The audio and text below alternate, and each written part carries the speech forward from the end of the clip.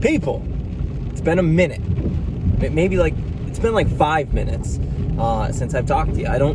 There have been things going on in the NFL. Just haven't been able to hop on here. A little busy coaching, baseball season, and a lot of weather here in NEPA. Had to make it up. But hey, enough about me. There wasn't, this isn't a football post, actually. This is a back to UFC pay-per-view. UFC 262 went off last night. Main event, Chuck Oliveira. Charles, maybe don't call me Chuck Oliveira versus Michael Chandler. Vacant UFC lightweight title went down. Obviously, there were some good, interesting undercard matchups with some good fighters like Caitlin Chikagian. She's really good. She got a win in the flyweight division. You had Edson Barbosa took out Shane Burgos. That was impressive. We had the co-main event was Tony Ferguson versus Beneil Dariush. And Dariush just absolutely, just dominated Ferguson for 3 rounds. Took him down. Ferguson couldn't stop it. Tony looks like he's in limbo. I think the Gaethje loss, this is just my, outside perspective, non-fighting perspective. A guy who's never fought, never done anything like that. Boxed a little bit, trained to box a little bit. But that's really it. That's the extent of my combat fighting. But to me, it looks like Ferguson, when he was in it, when he was on that win streak, he was just so mentally invincible, right? He would say it and then he would back it up. And now, after Justin Gaethje just absolutely dominated him and just beat him down, the way that Tony Ferguson normally did to other guys, he's sharp decline, free falling. Obviously, since then, he went to Charles Oliveira, who absolutely dominated him. And now Beneil Dariush, really did the job. Wasn't an absolute beatdown. Almost ripped his ankle off. Definitely got him good with that heel hook. Definitely going to have to recover from that. But Tony Ferguson in limbo, 37 years old. Love him. But tough for him. Definitely going to need to fight someone without a number next to their name next fight. And I feel like it's at this point where the UFC is going to try to start building other guys off of them, like young guys. Not Beneil Dariush, not guys in the top 10, but young guys on the come up. And it's Tony Ferguson's job not to allow that to happen. Main event, though. This is why I wanted to talk to this. Again, Michael Chandler, Bellator poster boy, finally in the UFC versus Charles Oliveira, who is on, a 10 fight win streak. Ridiculous in the lightweight division. And coming off an absolute domination of Tony Ferguson, the likes that we've never seen before. Chandler, his first UFC fight, he took out Dan Hooker.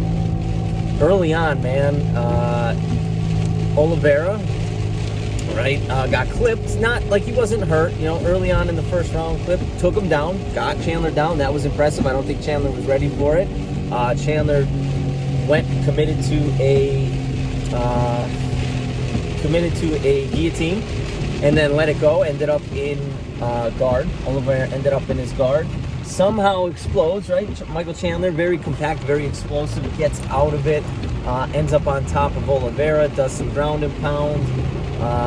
They end up back on their feet. Oliveira does a good job to get to his feet, throwing those up kicks, scrambles up to his feet, and Michael Chandler clipped him, right? Michael Chandler, super powerful, clipped him, and it looked like potentially could have been a fight stoppage. Oliveira did a good job to make it. It was late in the first round, makes it to the second round. Second round opens up. Oliveira, Chandler did look a little gassed. He did look a little bit tired, sweating a lot, breathing a little heavy in between rounds, and then first 45 seconds, they're boxing. Oliveira's got sharp bar. He is much better on the stand-up. Stud jiu-jitsu, much better stand-up.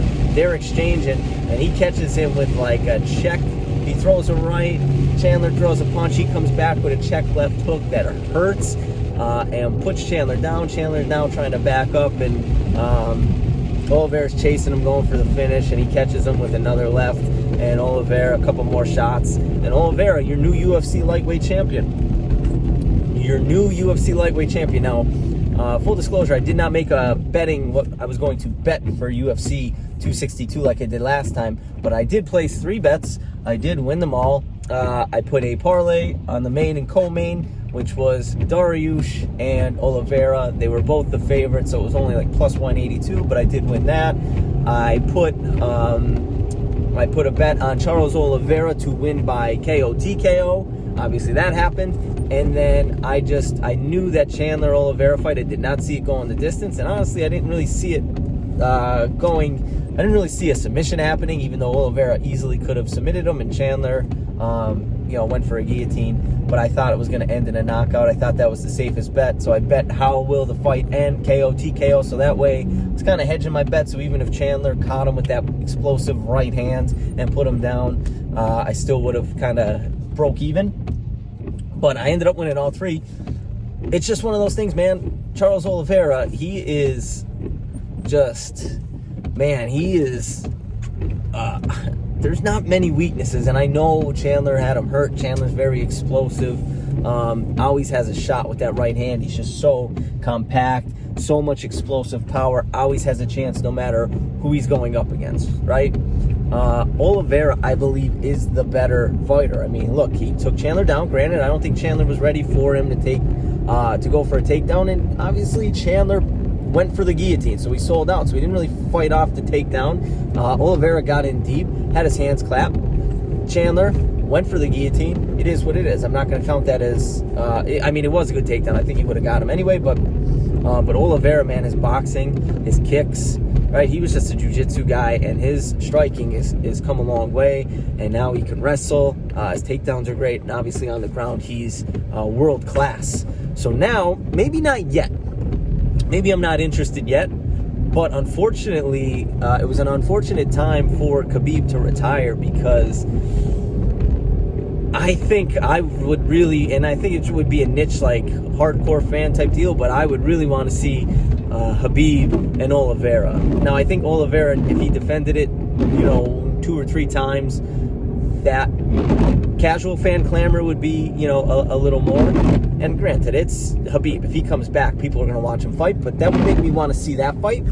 But I mean, I think, like last year, right, before Ferguson went on this skid, it was, everyone was saying, damn, Tony's going to be the hardest matchup for Khabib, because if Khabib takes him down, well, okay, Tony Ferguson's very comfortable on his back with the elbows and whatever. On the feet, never really had knockout power. It was like an accumulation thing. He would wear on you and eventually, get you out of there. Oliveira, I'm going to say it. People might rip me apart for it, but I'm going to say Oliveira's a stronger version of Tony Ferguson. So everyone thought Tony Ferguson was the hardest matchup for Khabib, and now you get Oliveira, who is a stronger version of Ferguson. So I would really want to see that fight. I don't think it's going to happen, because I don't think it's big enough for Khabib to come back. But if Oliveira gets a couple, right, Conor wins or Poirier wins, whoever wins that, they fight him. Oliveira ends up beating the winner of Poirier McGregor, like right then and there, that definitely elevates his name, because Poirier is, becoming a big star. Obviously, McGregor's the biggest star in the sport. So Oliveira goes and beats one of those guys. I mean, it's going to be very interesting to see whether or not Khabib comes back. But man, Chandler, he's back to the drawing board. See, I bet I thought Oliveira was going to knock him out, because I do think Oliveira is slick and has some power, and maybe not so much power as he does like speed. And you just can't unsee when you see, a guy like Chandler get just absolutely knocked the F out by a guy like Patricio Pitbull, who's a stud. This is nothing against Patricio Pitbull. He is an absolute stud. But when you see what Pitbull did to Michael Chandler, you just know that the chin is a little susceptible, right? He could be put down with a clean shot, and that's what I thought was going to happen. And Oliveira proved me right. But big time fights. I was excited for it. Now we're off. That's the UFC for the week. I probably won't do another one until UFC 263, because that is the fight which is it's like the third fight on the card, the co-main event. Really excited for Leon Edwards and Nate Diaz. But that's it. Oliveira. Would love to see Oliveira Khabib. I want to know what you guys think. You think Ferguson's done? How you feel about Dariush? Where does Chandler go from here? And would you want to see Khabib and Oliveira like me? Do you think it's as big of a fight as I think it is, or as interesting of a fight for Khabib as I think it is? Let me know. Like, check out the podcast, subscribe, leave me a comment, do something. I'll see you in the next one.